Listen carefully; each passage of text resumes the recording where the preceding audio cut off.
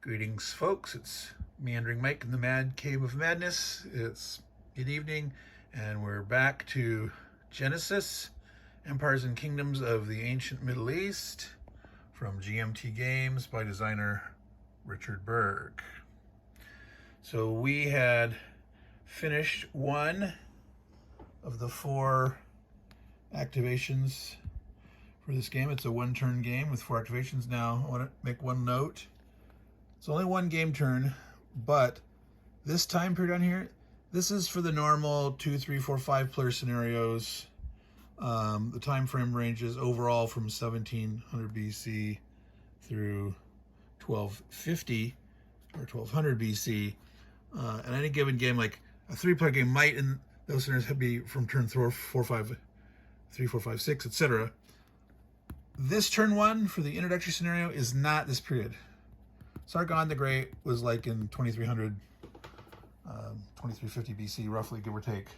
So, good old Sargon the Great, establishing his Akkadian Empire, conquering these Sumerian cities. So, you know, it's labeled Babylon here on the board. At the time, this is Sumeria. Okay, so that's a little bit of a historical note there.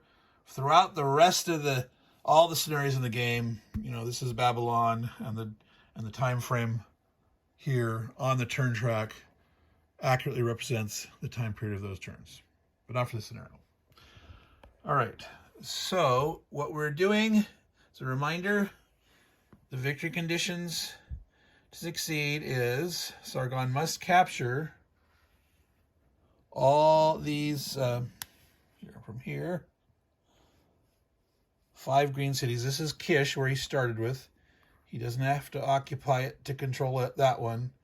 But these other 5 cities, he has to defeat the walls down to 0. And by the end of the game, he has to make sure he has left at least 1 infantry strength point in each of those to maintain that control.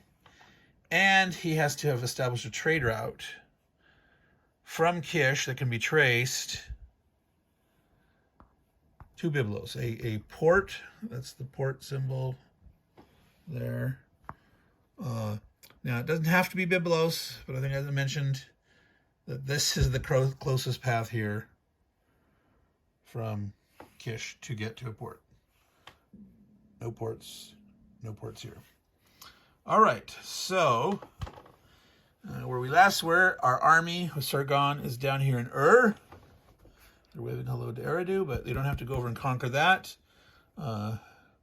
If part of the normal flow of the game, you'd definitely go out at some point and conquer that just to get the extra wealth per turn. But for this, we don't want to waste any time. He did leave 1 strength point behind and recruited 1 strength point. So what we're going to do right now, starting the new activation, so I push that up to say, oh, one more thing I forgot. I had mentioned this, that Sargon has to live. I forgot to roll the dice for these guys. I did that after I finished last night. I forgot. You have to roll after each battle. You roll 2 dice 6, and if it comes up 12 boxcars in the parlance, the leader dies. That's if in the battle that the leader's at, if you won. If you take your leader into battle and you lose the fight, 2 or 12. 2 or 12 will win. No, will win you a grave, right? You'll lose. You'll die. And in this game, in this particular scenario, you lose it. Now that seems a little silly, but it's worth remembering to do that just to get in the habit of rolling. Now, me personally, I sort of think like if your army took 0 casualties in the battle, that maybe the leader shouldn't have had to roll. You know, if you took a zero strength point loss, but you know he's still on the battlefield. A stray arrow could have hit him or something. A chariot unit could have penetrated through and got him or something. So even though you didn't lose a bunch of troops, it's possible the leader might have died. So, you know, we're not going to change that rule, at least not at this point. So let's continue on. So we're doing a new activation. So as a reminder, let's see here. An activation segment consists of a major move, 2 minor actions, which in the case of this scenario, the minor actions available are minor moves, which are single units each, as opposed to major move, which is an entire stack, or 1 recruit action. And you can do those in any order that you want. The restriction is that, you know, once you start one of those actions, you cannot in the middle do something else. So for one of the moves, major or minor, you can't finish it part way, then recruit, and then, you know, finish that action and go do another one, for example. All right, so we're going to start by doing our recruit. Since we have troops here, now, nope. Got to remember, I turned these up vertical to represent that I already did here. So after I finished my major Sargon move last time, I recruited one here, and then I did the minor move action to move the dude out. So one of these guys got left behind, one of these dudes moved here. So we cannot recruit here because our limitation in this introductory scenario is you can recruit 1 and only 1 infantry in each city that you capture. And I made the ruling that you've captured it and you control it at the time. So you have to have at least 1 army present. If you've captured the thing and left, you can't recruit there. So we will just recruit 1 there. And so now I will tilt that to show, alrighty, we have done our recruitments here and here so far.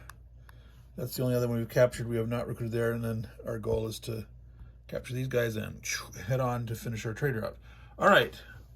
So now we might as well do our major move. So we can go up and finish this guy off and see how far back we can get in this turn. And then we can rearrange the little guys in the background to do stuff there. So as a reminder, when you do a move, you get a die 6 worth of movement points from 1 to 6, averaging 3.5.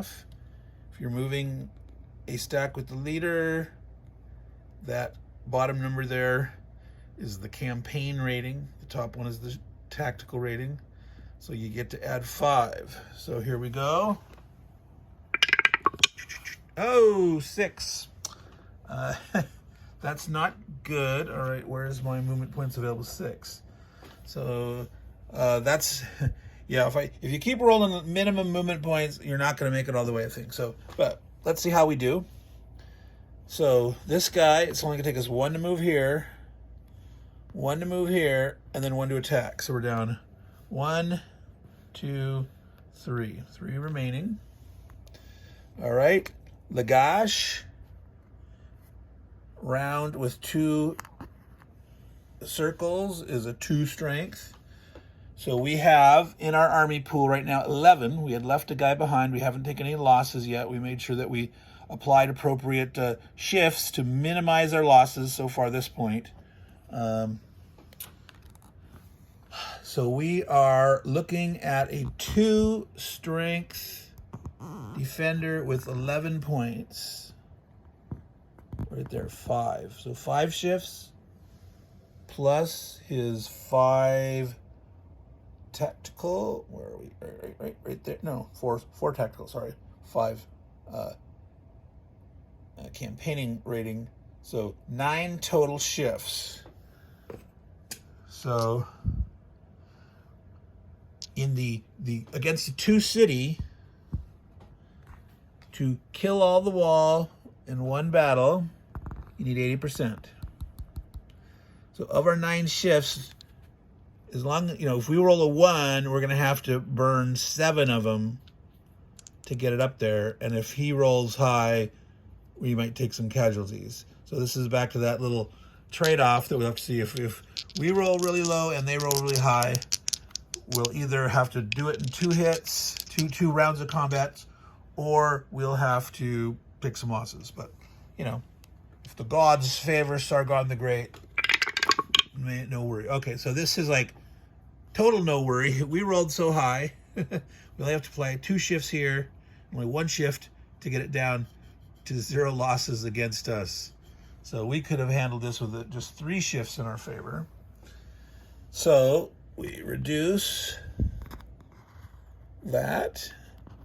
So far so good. Lagash, Uruk, Ur, Nippur are all under our control right now. Well, Ur, we didn't leave anybody behind. We'll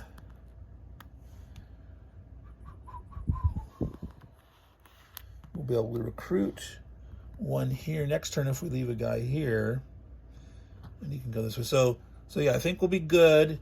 We won't have to leave anybody behind here.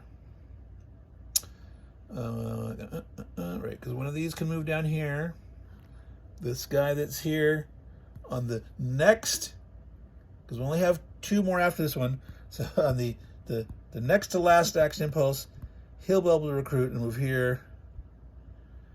And if we end this turn here, or we can end up leaving 1 strength point behind.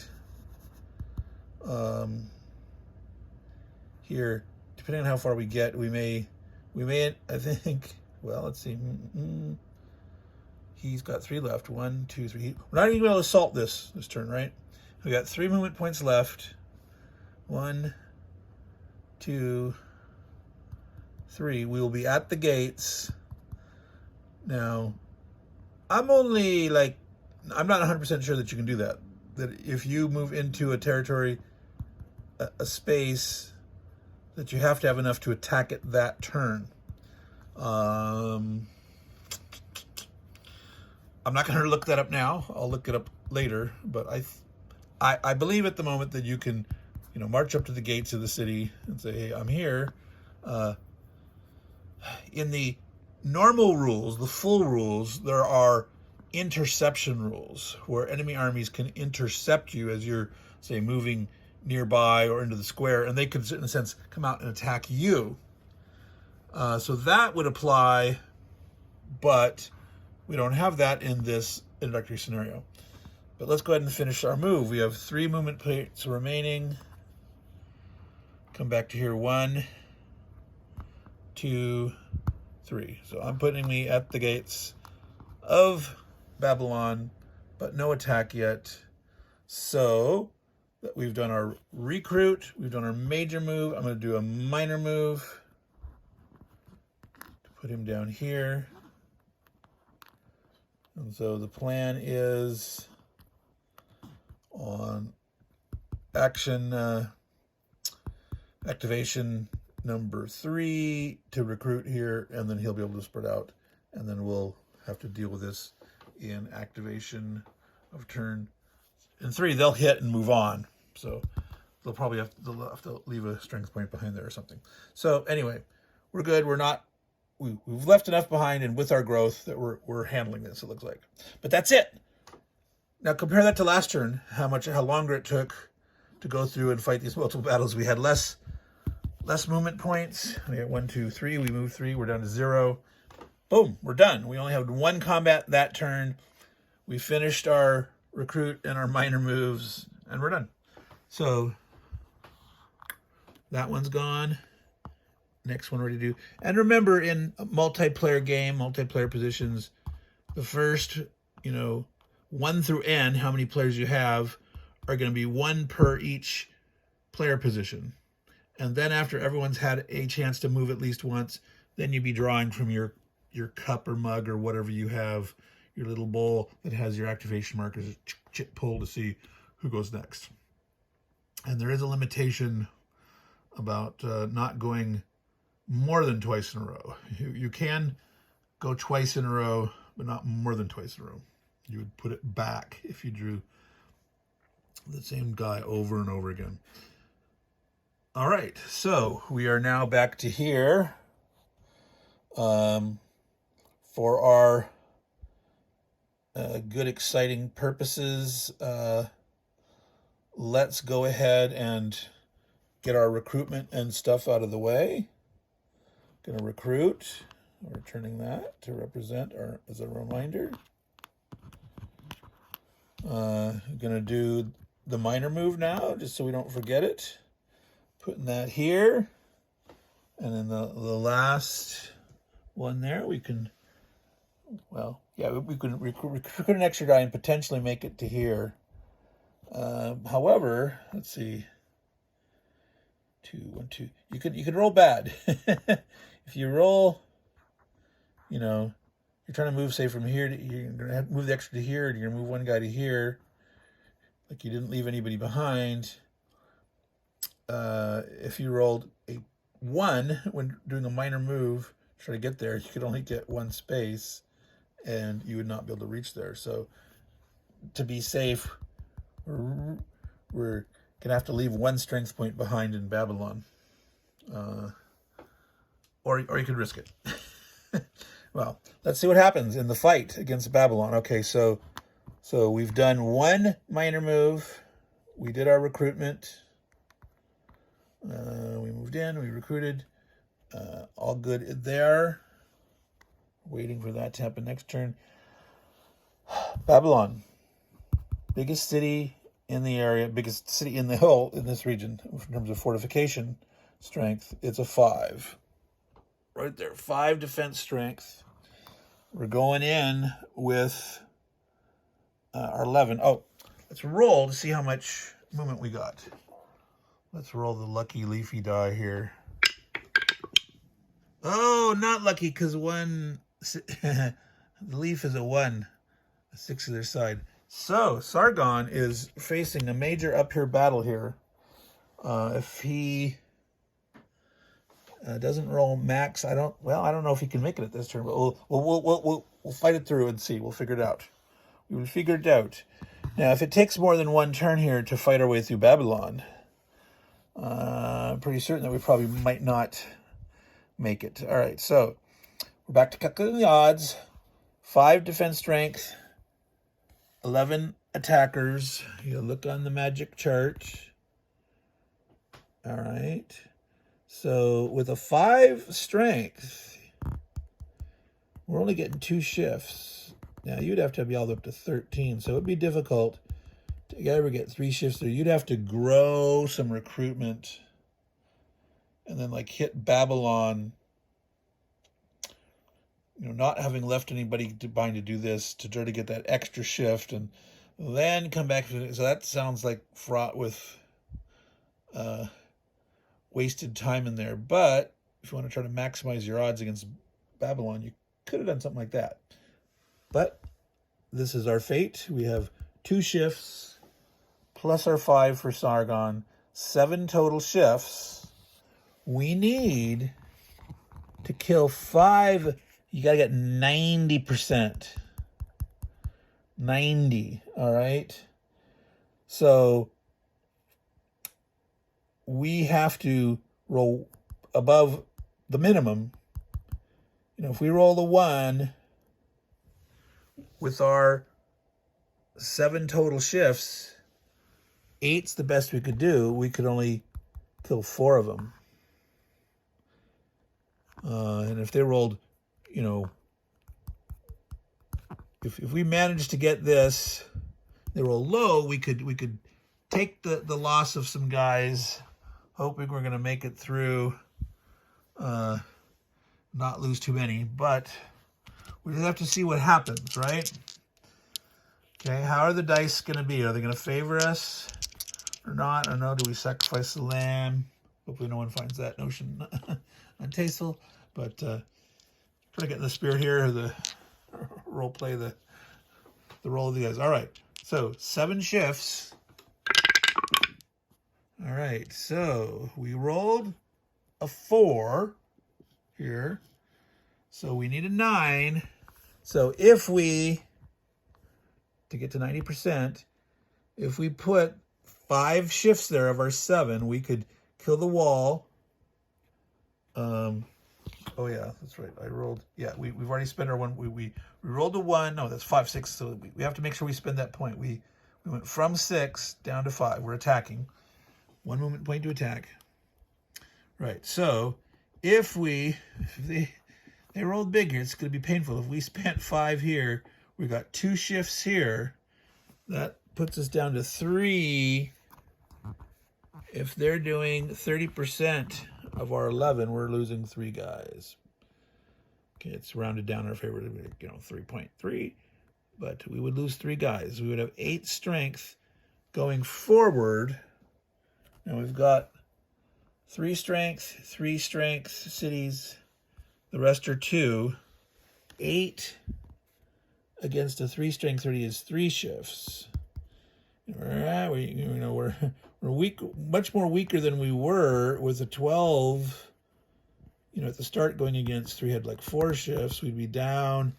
We could roll unlucky. We could end up losing stuff. However, if we stay and fight 2, if we waste 1 movement point, so that's set down to 5, 4 left, 3 left, 2 left, 1 left. We'll just be sitting on the outside here. Yeah, there's no way we can win. Can we make it Tamari for our moral victory in this case? We did not roll. Rolling so many low, movement dice has really knocked us for a loop, and having to waste time doing that. So let's 5 left.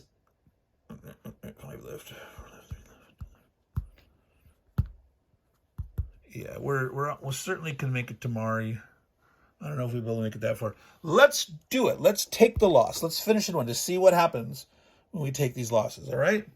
So we're going to apply 5 shifts to make it a 9, to make sure we have 90% is enough to kill all the wall in 1 round. And 2, 3, 3, wait, yeah, 5, 6, 7. We had 7 total shifts. 30% again, 30% column, 30% column against 11, losing 3. So I'm going to pull a 3 off here. 8 left. Defeated it in 1 hit though. Moving on. Oh yeah, so here's that big thought. If we don't leave a strength point behind, one of these dudes is going to have to make it. Now, we only did 1 minor move. Is that correct? Do we remember? Did I do 2?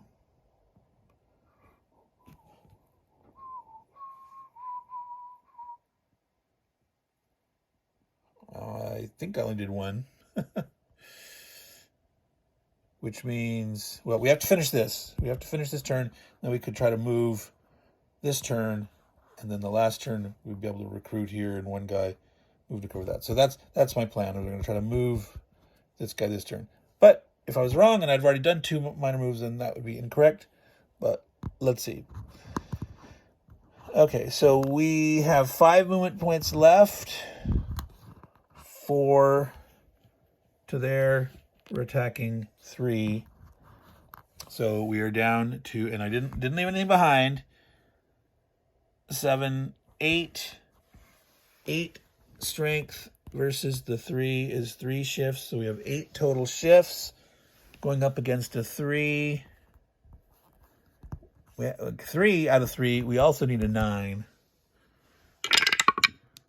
Oh! Whoops. So at least we rolled low here, but we rolled bad again. All right. So we need to get it up to an adjusted 90%. We only have 8 shifts. We got to apply all 8 shifts to get it up there.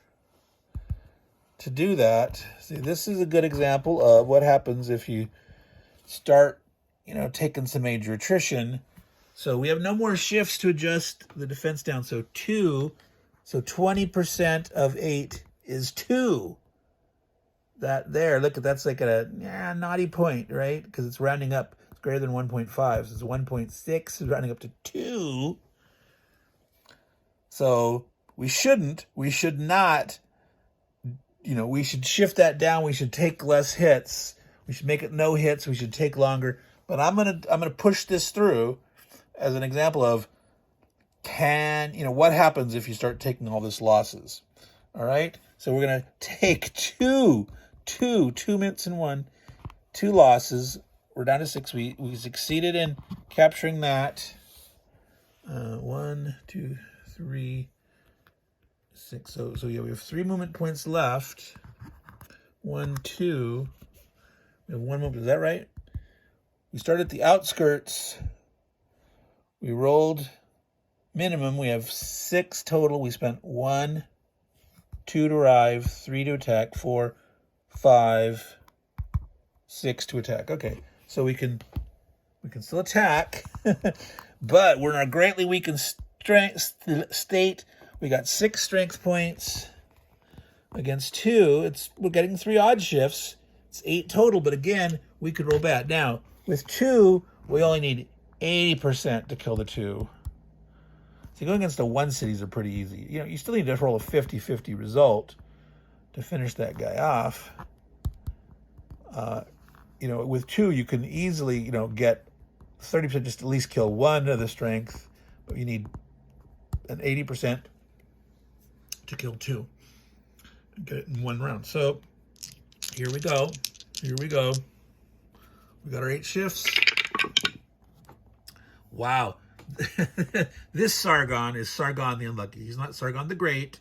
He's Sargon the Unlucky. Now we only have to get this up to 8. We need 6 here. 6 here. Again, we're going to push it to the limit. How fast we're going. Well, let's see. Yeah, there's no way we're going to get to the end. But so this time we'll reduce it. If we spent no, right, yes, no, left, right.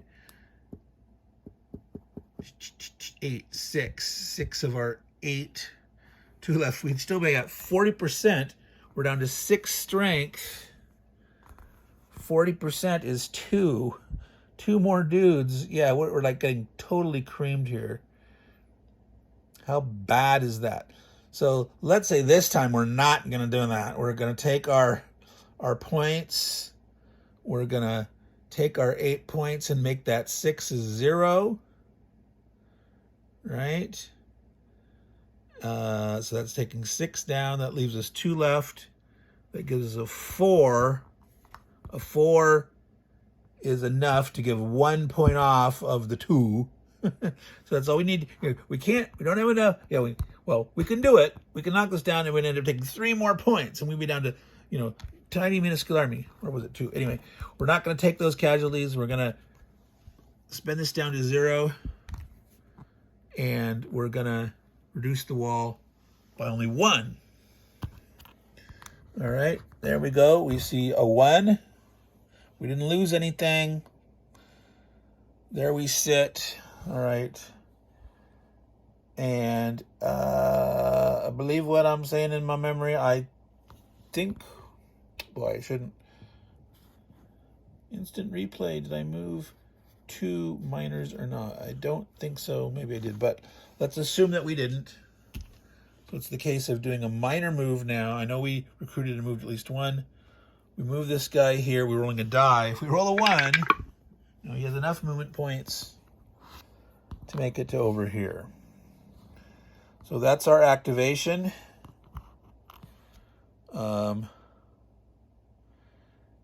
This is going to allow us here. Okay, so we finished that activation. We should not be feeling good about ourselves because he's really sucking here. But let's finish this stuff over here. So we can do our recruit first. We can recruit either here or here. Now, don't think like, oh, I'm going to recruit here. Well, actually, yeah, see, you can't move a guy and join into the stack so he can move later. A guy can never move twice. You can drop dudes off as you move. You can pick them up if you're moving your big stack into an area that there's troops that haven't moved yet. You can pick up 1 or more of those, but it takes a movement point to stop and basically assemble them into your army, and you just can't pick up point in every single city, that it slows you down. So it seems kind of weird at this scale that you couldn't pick up, but it's probably a reason to avoid certain, maybe it was an abusive strategy or something, that you want to pick up more armies as you go along. You got to spend a movement point. But we're in the 4th activation, so that would have been a thought, is potentially, if we had to defend one of these towns, we could, move a guy up, recruit one here. But so we are going to recruit one here, because we haven't recruited that one yet. I can't see with my big fat hand in the way. All right, so we recruited one here. Do our first recruit. So that's what I was talking about in the previous video, about there is no way to keep track of, did I do my major move yet? Have I done either one of my minor moves? Have I done my recruit yet? Right? And so especially with having 2 minor actions, it'd be nice to have some way to keep track of that. So, because I didn't look through all the counter sheets and stuff to see if they had anything like that, but I don't remember, and something I could make something like that maybe. So yeah, we have 1 minor action left, but we're not going to move them because we're here. We've got our major action now. We are in the process of basically sieging hit. It's down to 1 strength. We only got 6 strength points left. 6 versus a 1, however, that's 6 shifts. That's 11 shifts total. Guarantee you right there, there's, if we roll the worst, because to get 1 loss, we only need 50%, right? So if we roll the worst, we only need 4 to add 4 to a 1 to kill it. And we would have 7 shifts left that we could reduce a 6, only needing 6. So having 11 shifts against a 1 is more than guaranteed to knock it down and not lose anything. All right. So we succeeded, but let's roll. Let's see. Shall we try that lucky leafy die again and see if we can get better? This is that last activation.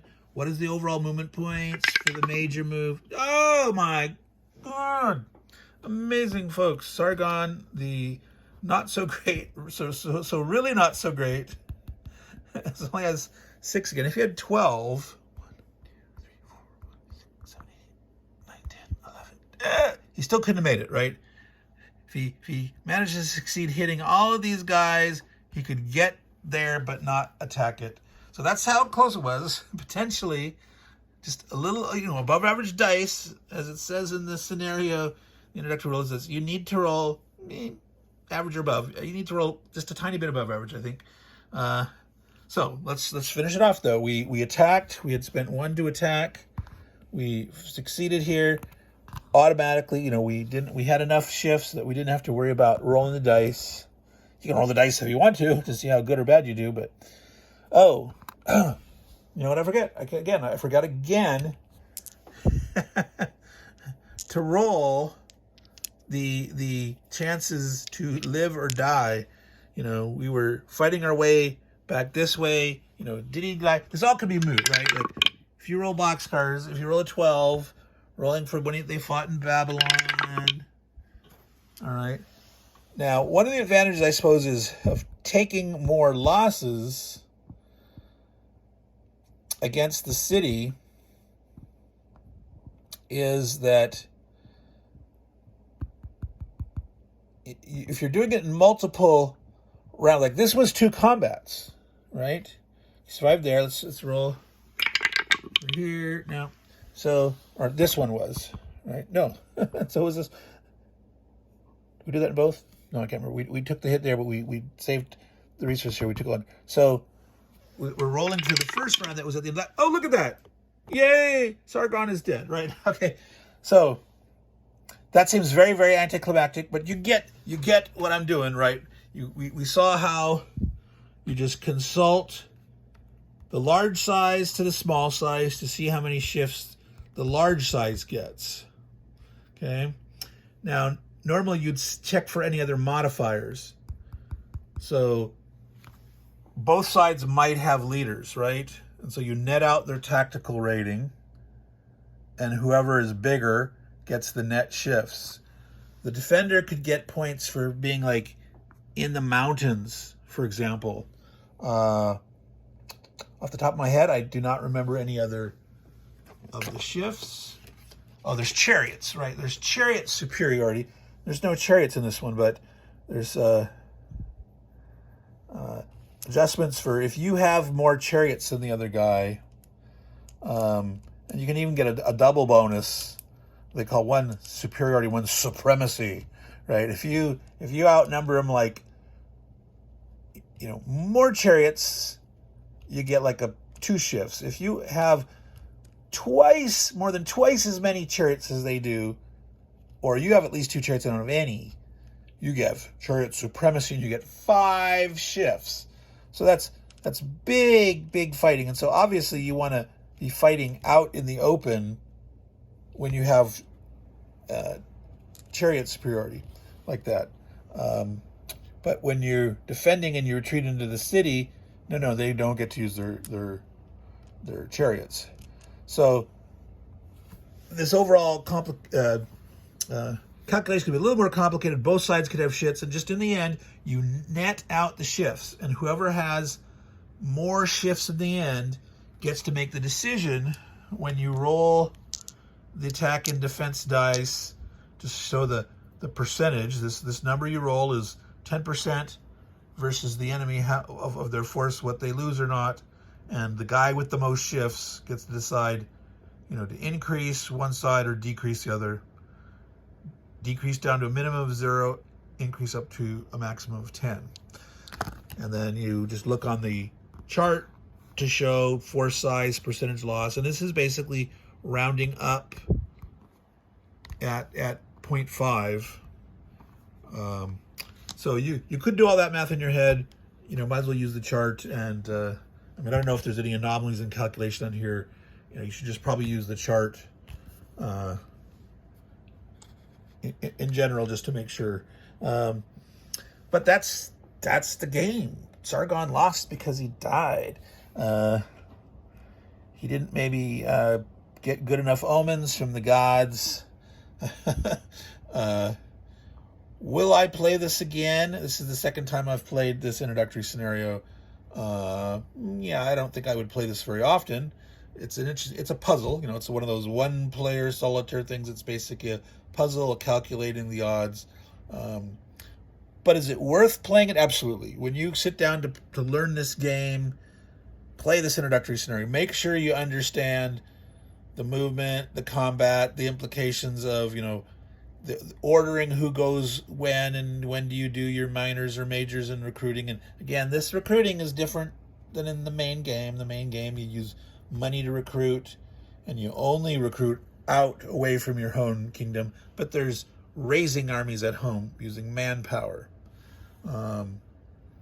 Chariots, you have to buy. Chariots cost a lot of money. And there's like maintenance cost. And so, too many chariots and you'll be poor. And in the main game, to get card draws, you have to keep at least, a silver around for each activation to be able to play cards. You get one free card draw each turn, where you can play the have to play. So when you draw a card that says you must play this, that's like an event that happens. You got to do that. But in the optional cards, if you didn't spend the money, that 1 silver in an activation round, you don't get to play the nice cards. So to go broke in the main game is a bad idea. I always try to keep at least 4 or more silver around to draw each of your activations, to make sure that you can play those cards when you need to. So don't overbuild. But that's for a future video. We will be doing the Hittites versus the Egyptians. So they would be fighting over this whole center area here, coming down and hitting the coast here of Canaan, crushing. These are independent, the Canaanites. You got Megiddo, Hazor, Kadesh, Qatna. I'm not sure exactly how you'd pronounce that Q without a U.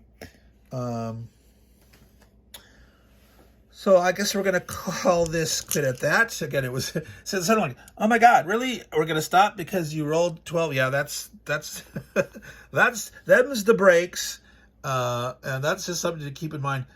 There may be some circumstance where you might elect not to use your leader. You might have, enough overall odds, and it's like, I might risk losing a point, but I don't necessarily need those 5 shifts. Now, at the end, he was needing them because he'd lost so much armies, but potentially, if you had your full 12 strength going up against a 2, you'd have 6 shifts. You could try risking that. Well, still, you could roll only a 1 and not do enough to kill it in 1 turn, and then you'd start to lose more troops. And so, yeah, you got to use your leader. So, well, let's call it that way. Nice learning experience. Game, again, is Genesis, Empires and Kingdoms of the Ancient Middle East. As we showed here, it's the late Bronze Age, 1700 to 1200 BC, except for this scenario is like 2350, give or take 50 years BC. Sargon the Great, Sargon the Not So Great, failed in his mission, got killed on his way trying to establish the trade art. He should have stayed home. He just should have stayed home. So, this is Meandering Mike in the Man Cave of Madness, saying hello to all you folks and goodbye. Ciao.